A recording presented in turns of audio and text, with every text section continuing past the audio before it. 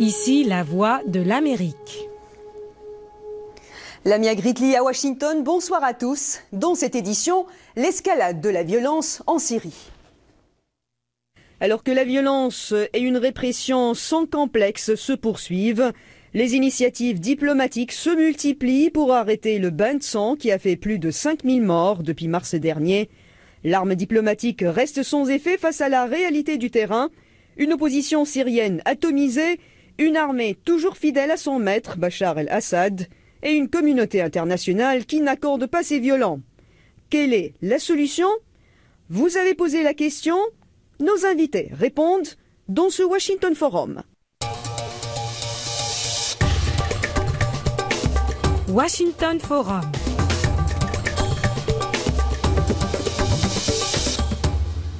Merci de votre fidélité à Washington Forum sur la voie de la...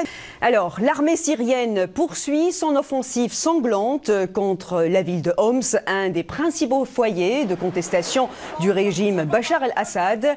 Des centaines de morts en 6 jours, le pire carnage depuis le début du soulèvement en mars dernier. Selon les humanitaires, le pouvoir, c'est ce qu'ont dit en tout cas les humanitaires, le pouvoir syrien refuse de son côté la thèse de la simple contestation sociale et blâme des groupes terroristes et la main de l'Occident.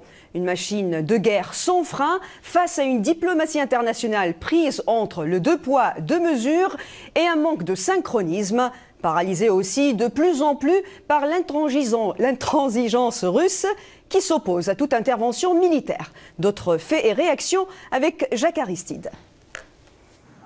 Loin du pays, mais le cœur rempli de larmes, la communauté syrienne aux États-Unis, comme ici en Virginie, s'inquiète de l'aggravation de la répression menée par le régime de Damas.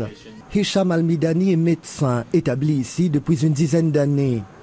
Comme ses compatriotes, il assiste, impuissant, au drame qui se joue en Syrie. La plupart d'entre nous ici ont de la famille et des liens un peu partout en Syrie. Quand nous voyons ces tueries abominables et cette oppression qui ont lieu là-bas, nous ressentons beaucoup de tristesse, de douleur et d'anxiété. Depuis la mi-mars 2011, la Syrie est en proie à une vague de contestation réprimée dans le sang. Mais le régime ne reconnaît pas l'ampleur de la révolte et attribue les troubles à des groupes terroristes manipulés par l'étranger. L'ONU évoque plus de 5000 morts, mais Damas fait état de 2000 soldats et policiers tués. Aucun ordre n'a été donné de la part d'aucune autorité pour ouvrir le feu sur les citoyens.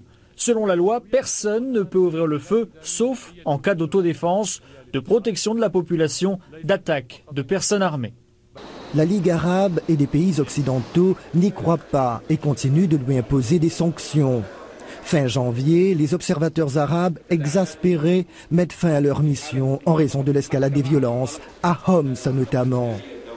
Nouveau projet de résolution à l'ONU, mais Pékin et Moscou opposent leur veto au Conseil de sécurité. Washington n'en démord pas et ferme son ambassade en Syrie. D'autres pays lui emboîtent le pas. Pour Barack Obama, il n'y a pas 36 solutions. Bachar al-Assad doit s'en aller. Je pense que de plus en plus, nous voyons le président Assad perdre de sa légitimité aux yeux de son peuple.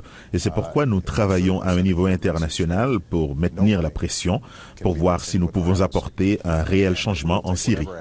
Cette semaine, Damas a promis la fin des violences à son allié russe, mais pour le professeur Pierre Pichinin, qui a récemment visité le pays, ce bras de fer meurtrier entre Assad et ses opposants n'est pas près de terminer.